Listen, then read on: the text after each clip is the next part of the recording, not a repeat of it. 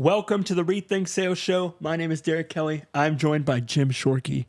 And Jim, something we know is that people are adverse to change. A lot of us live by that notion of if it ain't broke, don't fix it. But recognizing that often when you're buying something, when you're entering a new phase, change can be hard. And we see that in sales. You're having a lot of those conversations we're having, and you're requiring people to shift their mindset, possibly, to change from this is the car that I had to this is the car that I now have. Is that change hard? Is getting people to change hard if they're comfortable with the status quo? How you can be the greatest salesperson on the planet. First of all, I disagree with just about everything you just said, okay? Number one, never use absolutes. You're saying people are adverse to change. Yeah. I would rather you say some people, or maybe even most people, but there are people out there that are they're change agents. They understand change, they embrace change, and they're very good at it. So don't tell me that people, you're making it out to be the American population is adverse to change. No, it's not true. So right off the bat, anytime you use an absolute, it's other than gravity. Gravity is an absolute, and it is true. Yes. But people are not adverse to change. Yes. But I would say predominantly, people are adverse to change. Okay, so I'll agree to an extent. The second thing I want to tell you about, people say to me, change is hard. What's hard? See if you can answer this question. What's really hard? Dying. That's one of them. What's really hard? Being stuck and not having enough money at the end of the month. That's hard. And what's really hard? Not changing is really hard. Yeah. People say, what's it cost me to change? Where do you get the bill for not changing? Yeah. Okay. And I was thinking about this. I just started doing a little walking, and I was thinking about our program. What do we sell our program for? We sell our program for $397. $397. And that's not a small amount of money, $397. And I was thinking about this. And I actually made a few phone calls that I didn't get through on, but I will. I'm going to ask a question. And I want you to think about this, Derek. It's $397. That's what it's going to cost you to buy Rethink You. And for that, you get a workbook, you get video, you get the whole... And you get Rethink You 1.0. Okay, so you get a lot of stuff. So let's just say you get a lot of stuff. Let's say it's $397. But still, at the end of the day, that's not a small amount of money by any stretch. But the question I want to ask the audience right now, so we know that it costs $397 for you to buy the Rethink You program, and there's a lot of benefits to that. So my question is, what's it cost you if you don't buy it? So I can't really tell you what it would amount to, but let's say, for example, that you're making a certain amount of money per year. But as a result of doing Rethink You, your pay goes up by $5,000 a year. So let's say that translates into $5,000 a year for 10 years. That's $50,000. Yeah. So what's it cost you if you don't buy the program? $50,000. $50,000. So what's more expensive, buying the program or not buying the program? Yeah. I have people that I work with that I have a suspicion they're going to give me a really big number. The question I'm going to ask these three people is, what do you feel in your mind, your relationship with Jim Shorkey, which, by the way, Rethink You is a relationship with Jim Shorkey, Chuck Molina, Steve Gardner, Derek Kelly, a whole bunch of people. There's also people on there that have done the program that they're going to tell you what it meant to them. I have a suspicion when I talk to some of these people, it's going to be way more extra money than the $5,000 per year. I'm going to say to them, what do you think, hooking up with Jim Shorkey, we did it on a weekly basis, one-on-one, what was that worth to you? Give me a number. And then, and let's say the number is $100,000 or $1 million or 10,000 or whatever that number is. That's what it costs. That's what would have cost that person had they not done the program. It's a life-changing program. So back to your question of why are people so adverse to change? Change is challenging. But what I would teach them as a mentor is that not changing is the really expensive part. Yeah. If you keep on doing what you've been doing, you're going to get the same results. Now, if you're not happy with what you're getting, then you need to make a change. Yeah. In order to make that change, you have to rethink yourself. Yeah, that's right. The first word in our slogan is change the way you think, get the results you want. It doesn't say don't change the way you think. Yeah, and the formula is truly Thoughts first, feelings as a result of those thoughts second, actions are third, and then, of course, results. And I want to be very clear because there's a lot of people out there that will tell you, somebody texted me the other day, what you think about, you bring about. No, not true. It's not true. When you hear that kind of stuff, I'm telling you right now, run. What you think about, you don't bring about. That's just not true. The only thing that produces results is actions. I want to be very clear about that. Actions. Actions produce results. And no, you can't pay somebody else to do your push-ups. You got to do your own push-ups. Paying somebody else to do your push-ups is not going to make you any stronger. It's the actions that are going to bring about something. And that's what we teach in Rethink You is we got to think about it, map it out, figure it out, decide what we want, why we want it. Does our reason why make us cry? But then we got to seek expert counsel to get the steps. And it's the steps that are going to produce the results. But you're bringing up a good point about, okay, Rethink You teaches you the process, the steps, but it also, so maybe it impacts your business and you go $5,000 a year, so $60,000 over 12 years, but it also could impact your health. You could be healthier. Oh, there's no question. So then boom, suddenly you're on less prescriptions as a 67-year-old person than you might have been. And how much money is that saving? Don't even talk about, I'll go a different, that's a good one. I'll go a different direction there. Mm-hmm. And I don't want you to say this. I just want you to think it. Mm-hmm. Okay? Yep. People say you can't get more time. Yes, you can. Oh, where's he going with this one? If we choose to live our life in a certain way with the idea in mind of becoming healthier, is there a way to become healthier? Absolutely. Would it come down to the food that we put in our body? Mm-hmm. What's more important, ladies and gentlemen?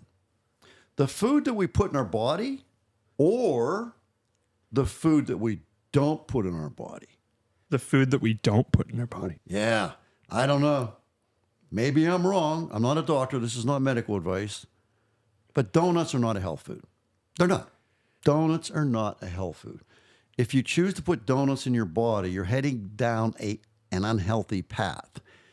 Now, I know somebody's going to tell me, well, a donut once in a while is not going to hurt me. And of course, I agree with that.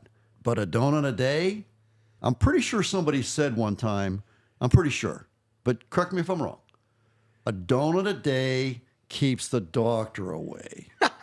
Did I get it? No. Oh, okay. What if you thought that was true? So tell me what it really is. An apple a day. An apple a day keeps the doctor away. Okay, I missed it. So it's not a donut, it's an apple. No. An apple a day keeps the doctor away. Mm-hmm. What if that's true? Then you should eat the apple. Derek, it is true. They've actually proven that it is true. An apple a day does keep the doctor away. It's to a degree, it's an analogy, a parable type thing. But it is true that if we can take an apple, put some spinach with that apple, put some seeds and nuts with that apple, throw some olive oil on there, cut up some carrots, or we can choose, because it is America still, we can throw in 3 donuts. Probably similar calories, maybe more with the donuts actually, but still, what if that's true? What if an apple a day does keep the doctor away? So I started off with people tell me all the time, you can't get more time. If we changed our approach to life, it's called lifestyle choices around healthy eating. That would be one of them. Exercise, physical movement. I already told you, we're doing this today. We've had a few breaks. What have I done during those breaks? Walked. Turns out that's a pretty good thing for Jim Shorkey. Yeah. Yeah. And right now, I can prove it. I've got 9,426 steps so far today. And I can prove it that before you got here, I rucked. R-U-C-K. I have a rucksack with 22 10-pound weights in it. And I rucked for 40 minutes. And I'm out there in the sun. And then I was done when Derek showed up. I'm sitting out there in my very comfortable chair, half naked, in the sun. And I've got my coffee with my 4 Sigmatic mushroom blend. And it's called, interestingly, it's called Focus. What are we doing right now? Having a podcast. How important is it for me to be focused? Yeah, if you and I would get distracted and just start talking about random stuff, Yeah, I gotta I'm be sure the focused. audience would be like, what are you guys talking Yeah, about? so I had my cup of coffee with number one, my Four Sigmatic. It's called Focus. It's got, I believe it has lion's mane in it and a couple other medicinal mushrooms on it. Not medical advice. And then the other one is Gold, GOLDE, which is also a coffee mixture, and that has turmeric and cacao in it. And so I put a spoonful of that in my coffee, along with a spoonful of the Focus, stir it up, and I drink it. I also did a cold plunge today.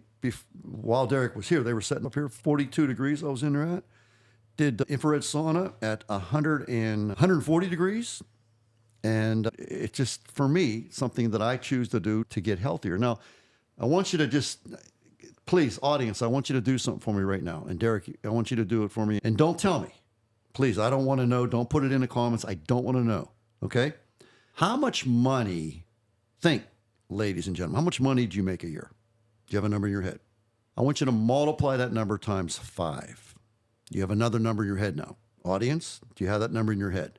That's what 5 extra years is worth to you.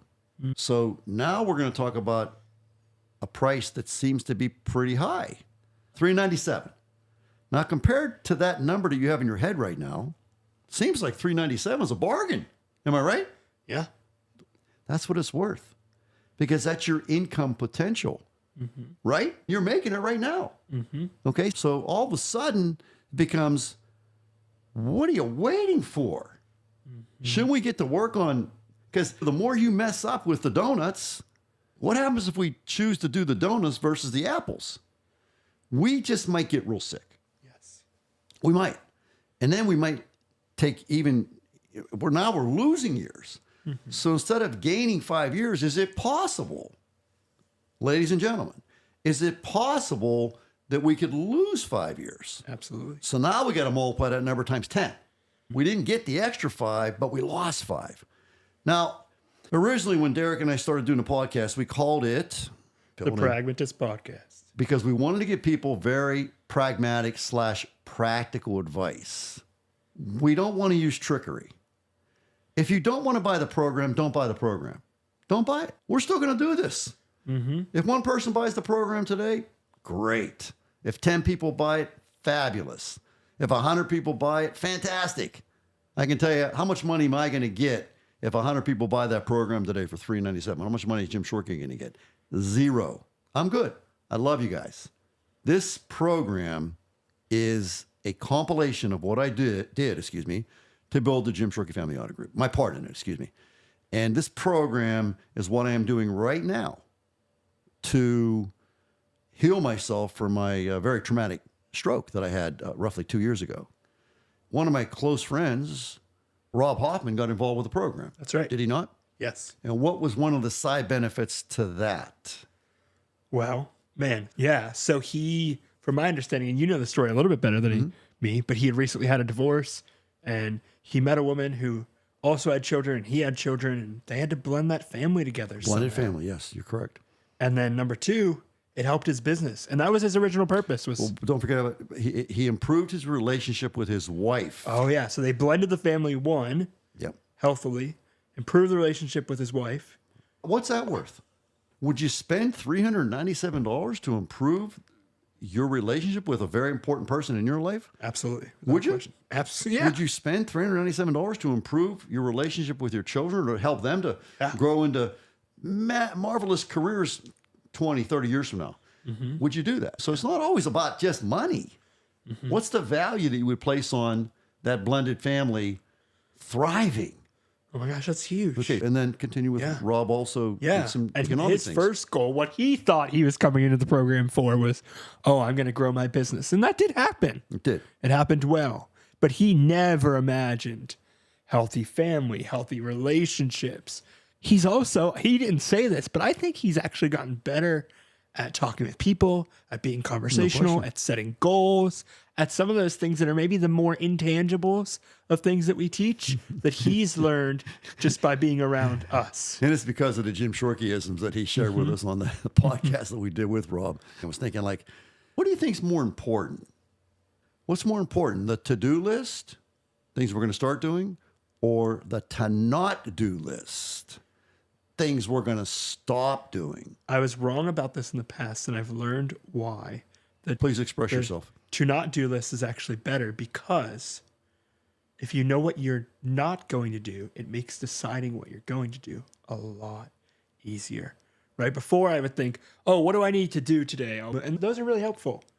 But if I know what I'm not doing, I've said no to these things, they're not going to happen. So I'm not worried about, oh, I might accidentally do this or I might accidentally do that. I know what I've said no to. All right, now that I know what I've said no to, what am I saying yes to? And we're back to donuts and not a health food. And so if we were to say today, I'm going to eat an apple and I'm going to eat a donut, that's not a good plan.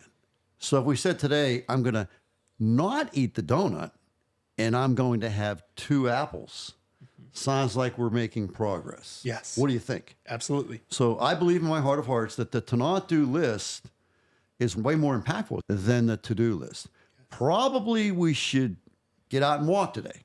But what's more important, the walking or Quitting smoking. No judgment. No judgment. I don't smoke. I don't smoke. Never did. My dad was a smoker his whole life. It's possible, entirely possible. He could still be with us today.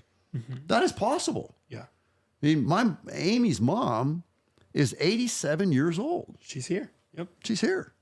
And that would be approximately how old my dad. I think he maybe would be around 90. He was born in 1932. Yeah. So I'm sorry, he would be 92, excuse me. And people are living to be 100 years old. Yes. It's not like you can say, oh, 100 years old, that's impossible. No, it's not. Is it normal? Of course not. It's very unusual for a person to live to be 100 years old. I know that. But you asked me a question. My goal is to live to be 122. And it's been done. It's documented. It's been done. And when I first got back to this after my stroke, Derek asked me a question. He said to me, Jim, a lot of people were asking you about 122 and you had this stroke and you were very sick and this and that. So is that still on the table? I said, yes, it is. Of course it is. And I said to Derek, I said, the chances of me living to 122, just take the number of people that have lived on this earth since the beginning of time. Yes. But I said to Derek when he was asking this question, it was a very emotional conversation, as you recall. But I said, can I at least try? So if I die at 100, how'd I do? Pretty darn good, Jim. Pretty darn good. Oh, Jim, you didn't hit your goal. Look at you, you loser. And people say this, you can't think that. You can't talk. Don't talk that way. I tell people all the time, I say, I'm really old. I say, no, you're not. I say, yeah, I am. I'm 67 years old, and I'm proud of it. And I say to them, and I always throw them off course. I say, you know what? Do you want to get older? They go, oh, I don't know about that. I said, so a year from now, if I say to you, how old are you? Or did you get any older? And you tell me that, no, I didn't get any older. What did you do? You died. Dang. That's deep. Got some chill? Yeah. You died. So be careful what you wish for. I want wrinkles. I want baldness. I want challenges, because it's a lot more challenging to be 100 years old than it is to be 67 like I am right now. Yes. I want all these things. Now, I'm going to do my apples and I'm going to do my carrots. I'm going to do everything I can to make those years really cool. But the fact is, those of you who say, oh, I don't want to get older. What do you want to do then? You're telling me you want to die. You're going to get older. That's how it works. Change happens. A year from now, I'm going to be 68. Another year from now, I'm going to be 69. Guess what? I'll probably have a few more scars. That's just how it works. Come on. Stop the nonsense. This is my new favorite thing to say. I might turn it into a podcast. It's true. Stop the nonsense. I want to get really old. My goal was 122. That's really old. I may end up in a wheelchair. That's possible. I hope I still have my brain. I hope I can still think and talk. And I'll sit here at 122 in my wheelchair. And I hope I can have a conversation with Derek Kelly. So you would be 90. Yeah. It's pretty old. 90. So be careful what you wish for. Yeah. You can buy more time with life choices. But you're bringing it all back to change. All of this it's all about requires change. you to change. It's about change, yeah. And as I said, I did say this. Because you're change is difficult. Sure, it is. It is. Not changing is 10x more difficult. Yeah. When you get the results of not changing, it's going to be bad. Change is the answer. Yeah. And you started off well. You said you got to first change you got to change your thoughts first to then decide, okay, what's on my not to do list? You need to get that idea in your head of what we teach a strategic continuum, B to B plus plan executed close to 100%. You need to get that plan in place of, okay, what am I not doing? You're going. So what Derek's talking about is it's a strategic based thing, which is in Rethink You, called the strategic continuum. And what it basically means is that the strategy determines the results. Good strategy in general, good results. Bad strategy, bad results. So in our parlance, results are the name of the game. So when we look at our results, that's just information, nothing more, nothing less. It's information. If we like our results, then we continue. And not liking our results might just simply mean they're okay, but I think I can do better. So that would be an example. Or maybe you just totally hate your results. Yeah. But regardless, results are the name of the game. In order to change the results, we have to change the strategy. We're going to figure out what we want to do. 122. We're going to figure out why we want to. I have 9 grandchildren to date. My wife, my children. I have all kinds of reasons why I want to live to be 122. And yes, in fact, my reasons why do make me cry. And then I seek expert counsel to figure out what's going to be on my to-do list and what's going to be on my to-not-do list. And I can tell you that donuts are on my to-not-do list. I'm not doing them. Yeah, but they taste really good. No kidding. You're being played. You're being played. Of course they taste good. It's a formula that tastes good. Somebody said to me the other day, we were talking about donuts, Rob and I, and somebody said, yeah, but I like donuts. Of course you do. What's that got to do with anything? Yeah. They don't belong in your body. I'm sorry, folks. They don't belong in your body. Once in a while, no, really not. When's the last time you fell down the steps?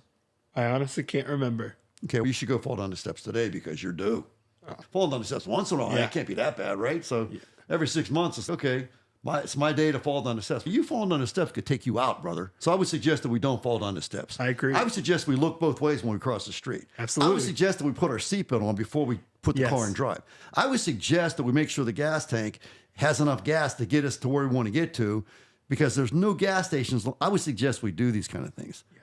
I would suggest why don't we use, if this everything in moderation bull crap is real, why do we put our children in special car seats with special belts? Because if we were in moderation, we'd say, sometimes they can sit in the front. Once in a while, yeah, they can sit up front, or we can skip the child. It's bull crap. When you hear that kind of nonsense, back to my new favorite word, I would suggest that you run. If you hear somebody say everything in moderation, run. You're encouraging the audience today as our farewell to say, embrace change. Oh, absolutely. Embrace change. Change the way you think. Get the results you want. Jim, powerful message. Yes. Stop the nonsense. Stop the nonsense. Let's embrace the change. Not changing is 10x difficult. It's way more difficult to not change.